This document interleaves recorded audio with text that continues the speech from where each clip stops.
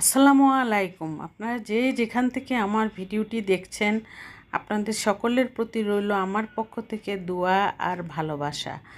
আজকে আমি এখানে নাস্তার পর্ব দিয়ে আমি শুরু করে দিলাম। আর এই চাপটি পিঠা বানানোর রেসিপিটা আজকে আপনাদের সামনে তুলে ধরব। আর এই চাপটি পিঠা আমি কিভাবে 1 ঘন্টার মধ্যে বানিয়ে নিলাম সেটাই আপনাদের সামনে আজকে তুলে ধরব। আমি কি করেছি, আমার হাজব্যান্ড বলল সকালবেলা যে আজকে চাপড়ি পিঠা খাবো। হঠাৎ করে বললে কিন্তু চাপড়ি পিঠা খাওয়ানো যায় না। আমি আগের দিন রাত্রে বুটের ডাল ভিজিয়ে রাখতাম, তারপরের দিন ব্লেন্ড করে সকালবেলা আমি বানানোর চিন্তা করতাম। আর আজকে যখন বলল তখন আমি হঠাৎ মাথায় আসলো যে মাসকলাইয়ের ডাল আছে আর মসুরের ডাল আছে, বুটের ডালও আছে, কিন্তু বুটের ডাল নরম হতে অনেক সময় লাগে। আর সেই জন্যই আমি কি করলাম, গরম পানি করে 2টা ডাল ভিজিয়ে রেখে দিলাম গরম পানির মধ্যে, হালকা কুসুম গরম পানির মধ্যে। এর মধ্যে এক ঘন্টাও যায়নি, আধা ঘন্টা পরেই আমি দেখলাম ডালগুলি একদম ফুলে ফেপে উঠেছে। আর সেই জন্য আমি ব্লেন্ডার করে ডালটা, চালের গুঁড়া আমার ফ্রিজেই থাকে, ভিজা চালের গুঁড়া, আর সেটার সাথে আমি মিলিয়ে সুন্দরভাবে ধনিয়া পাতা, কাঁচামরিচ, তারপর একটু মরিচের গুঁড়া, একটু ধনিয়ার গুঁড়া, একটু ভাজা জিরের গুঁড়া দিয়ে আমি চাপড়িটা বানিয়ে সুন্দর করে আমি আমার হাজব্যান্ডকে গতকালকের ফুলকপি দিয়ে চিকেন দিয়ে রান্না করেছিলাম, ওইটা দিয়ে আর সরিষার তেল উপরে ব্রাশ করে তারপরে দিয়ে দিলাম খেতে। আর এই সরিষার তেল আর ব্রাশ করে চাপড়ি পিঠা খেয়ে দেখবেন অনেক টেস্ট। আর এটা একমাত্র ঢাকাইয়ারাই এই চাপড়ি পিঠার খাওয়ার মজাটা ওরা বুঝে ভালো। আমার হাজব্যান্ড কিন্তু ঢাকাইয়া, সেই জন্য আমি এই চাপড়ি পিঠাটা এইভাবে ওকে বানিয়ে দিয়েছি। পরে ও সুন্দর মতো নাস্তা টাস্তা করে নিল। নাস্তা করে আমি আবার অফ ক্যামেরায় সব সংসারের যা কাজকর্ম আছে সবই করে নিলাম।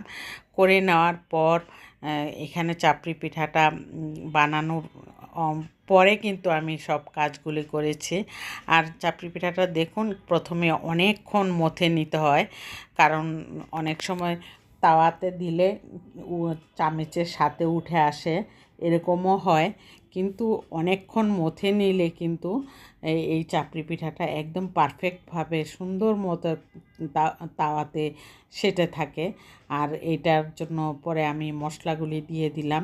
সবগুলি মশলা আমি মোটামুটি যতটুকু লাগে ততটুকুই আমি দিয়ে আমি চাপড়ি পিঠাটা বানানোর জন্য প্রসেসিং করে নিলাম। প্রসেস করে নেওয়ার পর আমি চাপড়ি পিঠাটা তাওয়াতে বানিয়ে দিলাম। তাওয়াতে বানিয়ে দিতে কিন্তু বেশি সময় লাগে না, কিন্তু ব্যাটারটা তৈরি করতেই কিন্তু অনেক সময় লাগে। আর সেই চিন্তা করে আজকে আপনাদের সামনে আমি ব্যাটারটা কিভাবে চাপড়ি পিঠা বানানোর আমার সিস্টেম সেটা আমি আপনাদের সামনে তুলে ধরলাম। আর এইভাবে চাপড়ি পিঠা বানালে কিন্তু অনেক টেস্ট হয়। ডাল আর চালের গুঁড়া তো এমনিতেই মজা হয়। প্রথম পিঠাটাই আমি আমার হাজব্যান্ডকে দিয়েছি, তারপরগুলো অনেক সুন্দর হয়েছে। প্রথম পিঠাটা কিন্তু ভালো হয় না, সেটা আমি খেয়ে থাকি, কিন্তু আজকে ভালো হয়েছে মচমচে, সেজন্য আমি দিয়ে দিয়েছি। এর মধ্যে সন্ধ্যার পরে আমার হাজব্যান্ড আর আমি দুজনে আমরা গিয়েছি বিয়ে খেতে। আমার হাজব্যান্ডের ফ্রেন্ডের ছেলের রিসিপশন ছিল আজকে। আর সেই রিসিপশনে আজকে আমরা দুইজন মিলেই গিয়েছি। বাচ্চারা এখন বড় হয়ে গেছে, এখন ওরা কোনো বিয়েতে যেতে চায় না, নিজেদেরই অনেক প্রোগ্রাম থাকে, ওরা ওই প্রোগ্রামগুলিতে অ্যাটেন্ড করে। কিন্তু আমাদের হাজব্যান্ড ওয়াইফ যেতে হয়, বিয়ের দাওয়াত পেলে অবশ্যই, সেটাই আপনাদের সামনে তুলে ধরলাম। আর বিয়েটা এত সুন্দর হয়েছিল, ওরা বিদেশে থাকে, আমেরিকাতে থাকে,